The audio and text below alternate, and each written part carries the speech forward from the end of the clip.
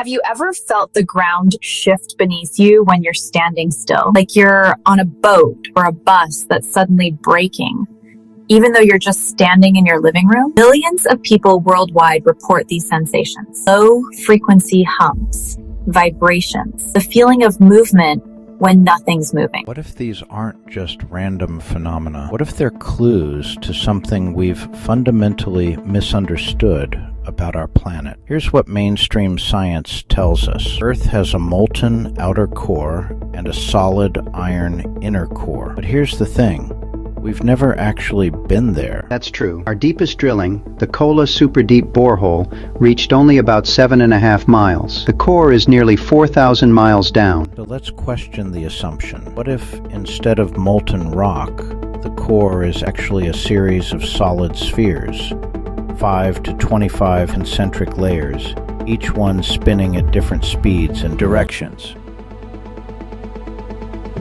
The innermost sphere would be about 15% of Earth's total diameter, each layer surrounding it progressively larger up to about 55% of the diameter. And here's the key.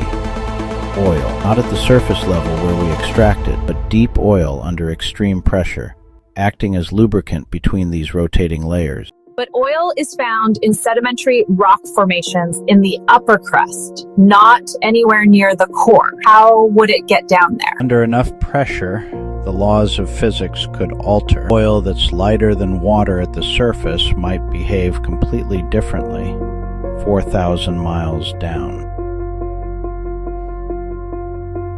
The challenge with that theory is that oil deposits form from organic matter in specific geological conditions. We have no evidence of oil existing at mantle depths, let alone core depths. What we do know is that tectonic plates slide over the asthenosphere, a highly viscous layer of solid rock heated to thousands of degrees. It's not liquid, but it flows over geological time. And when we extract oil from the crust, we're not removing lubricant from between tectonic plates.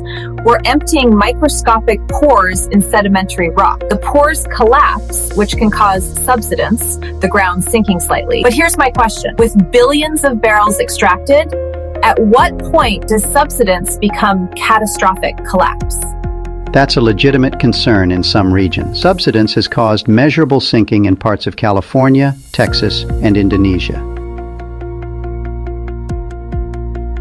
But it's localized. The rock formations are distributed across vast areas, and the Earth's crust is constantly being recycled through plate tectonics. Now, regarding the sensations people are experiencing, there are well-documented explanations. The most likely is induced seismicity from wastewater injection.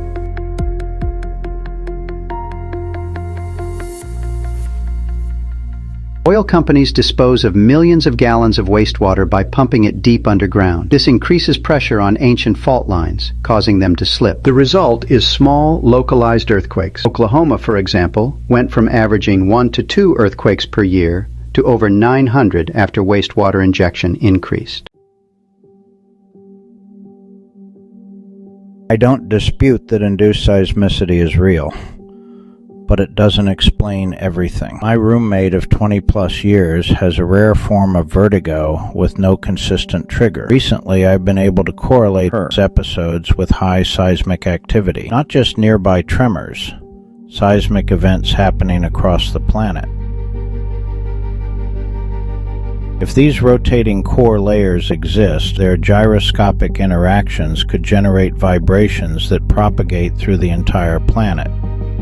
Vibrations we feel as hums, shifts, and balance disruptions. It would explain why these sensations are reported globally, often simultaneously, in places with no local seismic activity. There's also the phenomenon of infrasound, low-frequency sound waves below 20 Hz that humans can't consciously hear, but that affect the vestibular system.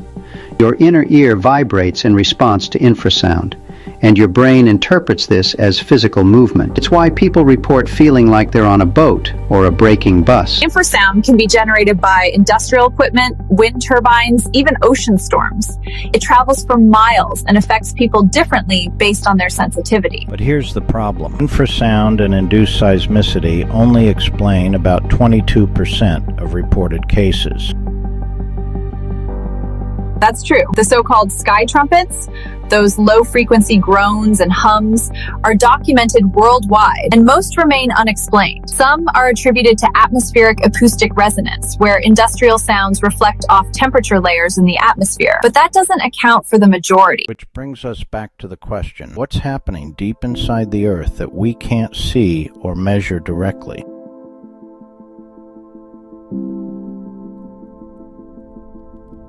If pressure can alter the behavior of oil, making it denser than water, then maybe it can act as a lubricant at depths we've never explored. The physics of extreme pressure is complex. We know that materials behave differently under the conditions found in the lower mantle and core. Iron, for example, takes on different crystalline structures. It's theoretically possible that other materials could exist in states we haven't predicted. But without direct evidence, we're speculating. We can't drill to the core, and seismic wave analysis only tells us about density and composition, not about rotating layers or deep oil. Exactly. We're making educated guesses, and my guess is that these sensations, these global phenomena, are telling us something about the planet's interior that our current models don't account for.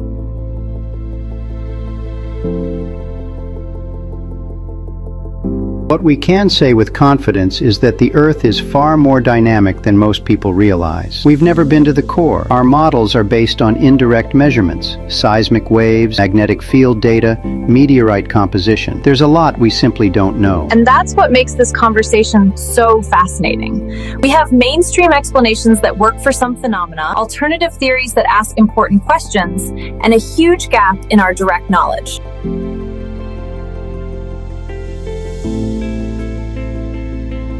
The truth is probably more complex than any single theory. So the next time you feel that strange hum or that sensation of the ground shifting beneath you, don't dismiss it. Ask yourself, what if this is evidence of something we haven't discovered yet? What if the planet is trying to tell us something? Question what you think you know. Because when it comes to what's happening 4,000 miles beneath our feet, we're all just making educated guesses.